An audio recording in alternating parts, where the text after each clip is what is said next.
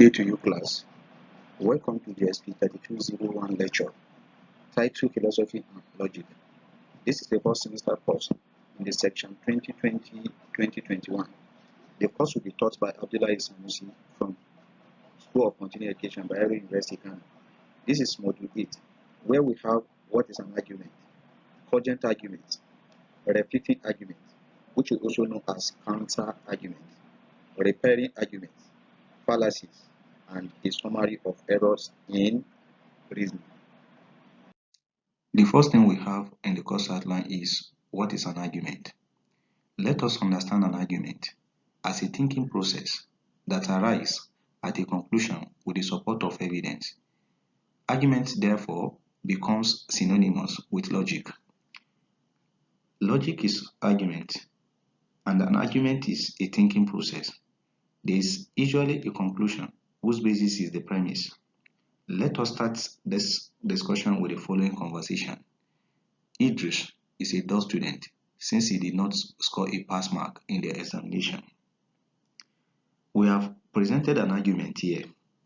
This is because the necessary components of premise and conclusion are present.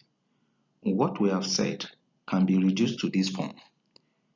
Idris did not score a pass mark in the examination.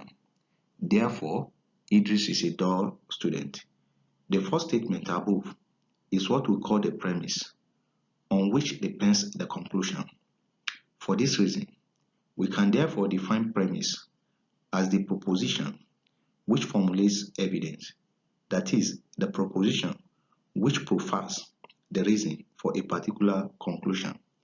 If a statement stops short of evidence or profiles no reason, it is called a flat assertion and not an argument.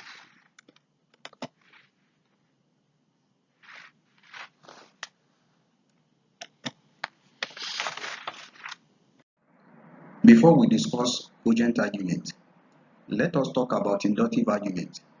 An inductive argument is an argument in which the premises are claimed to support the conclusion in such a way that it is improbable that the premises be true and the conclusion false. In inductive arguments, the conclusion is claimed to follow only probably from the premises. Thus, inductive arguments are those that involve probabilistic reasoning.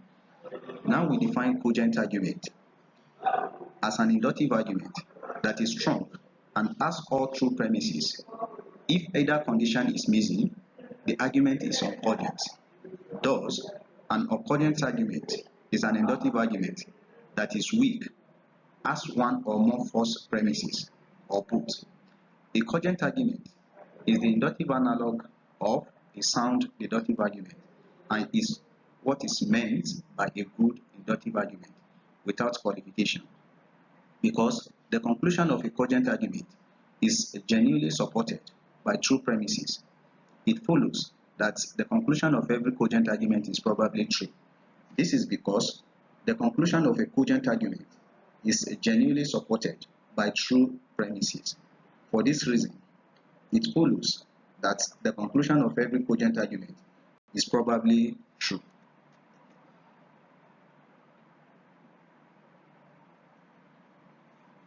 Refuting arguments or counter arguments.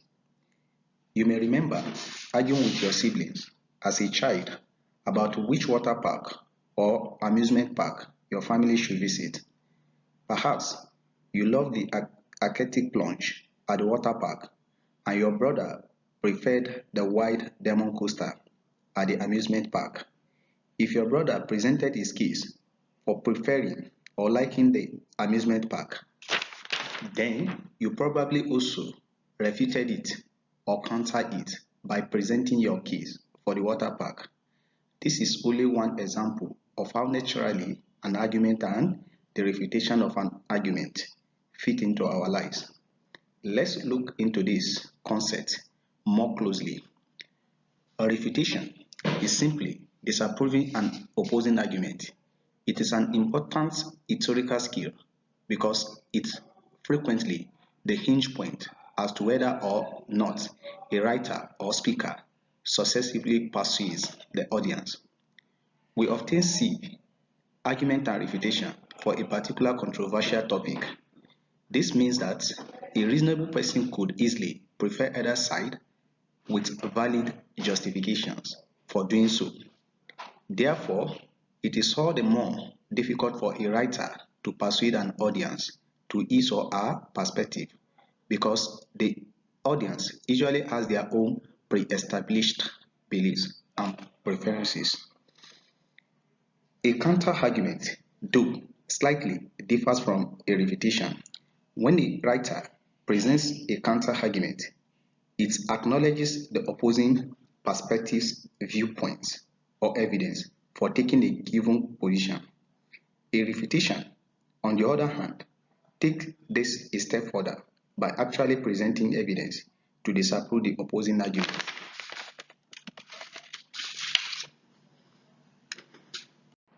Repairing arguments.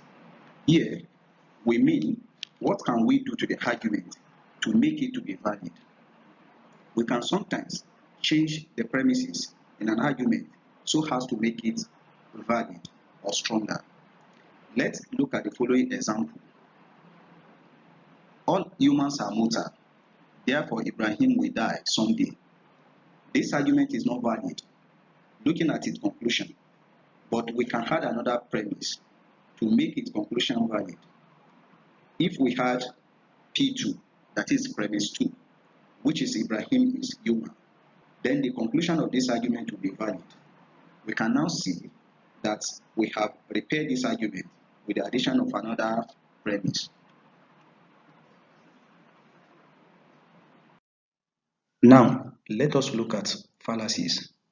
Fallacies are errors in arguments, and those errors invalidate or make the argument unreliable. A fallacy is a type of argument that may seem to be correct, but which upon very close examination turns out not to be so. As we will see, fallacies can be committed in many ways, but usually they involve either a mistake in reasoning or the creation of illusion that makes a bad argument appear good, or both. Both deductive and inductive arguments may contain fallacies. If they do, they are either unsound or uncogent, depending on the kind of argument. Conversely, if an argument is unsound or uncogent, it has one or more false premises, or it contains a fallacy. Broadly speaking, there are logical fallacies and material fallacies.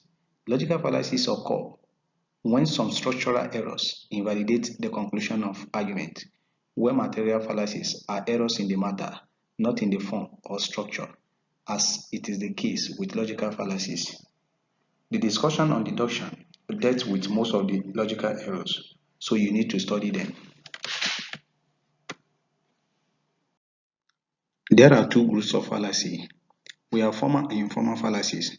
Formal fallacies have to do with the violation of certain rules of valid inference, while informal fallacies are errors in reasoning that we may fall into either because of carelessness or inattention, or because we want to trick others into accepting our position based on convictions that are not relevant to the issue at hand.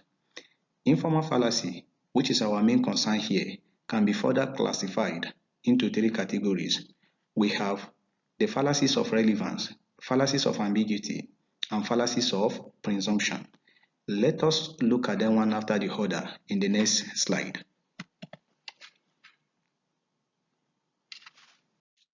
There are many ways to bring irrelevant matters into an argument, and this study will examine some of them. These fallacies, also known as pathological arguments, demonstrate the lengths to which people will go to win an argument, even if they cannot prove their point. The fallacies of relevance share the common characteristics that the arguments in which they occur have premises that are logically irrelevant to the conclusion, yet the premises are relevant psychologically, so the conclusion may seem to follow from the premises. Even though it does not follow logically, the fallacies of relevance occur when the premises of an argument are not relevant to the conclusion. In a good argument, the premises provide genuine evidence in support of the conclusion. In an argument that commits a fallacy of relevance, on the other hand, the connection between premises and conclusion is emotional. To identify a fallacy of relevance, therefore, one must be able to distinguish genuine evidence from various forms of emotional appeal. Here are some examples: appeal to force, appeal to pity, appeal to authority, and so on. In the appeal to force, someone in a position of power threatens to bring down unfortunate consequences upon anyone who dares to disagree with a proffered proposition. A fallacy of this type might be in this form: if you do not agree with my political opinions, you will receive a grade F for this course. Clearly, such a threat is logically irrelevant to the subject matter of the conclusion. So any argument based on such a procedure is plainly invalid or fallacious. We will talk about the rest in our live interaction class. Fallacies of ambiguity, as mentioned earlier, is the second category of informal fallacy. In addition to fallacies of relevance, there are several patterns of incorrect reasoning that arise from the imprecision use of language. An ambiguous word, phrase, or sentence is one that has two or more distinct meanings. This can create statements which are both compelling and incorrect, either by accident or by design.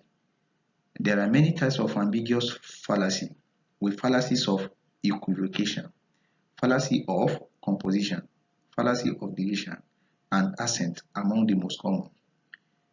Equivocation is a common fallacy of ambiguity where a word or phrase is used with two distinct meanings. In this case, the conclusion is drawn as if there were only one meaning. Existing books are rare, and rare books are expensive, so existing books are expensive is an example of equivocation. Each portion of the statement is factual, but the word rare has two similar but distinct meanings.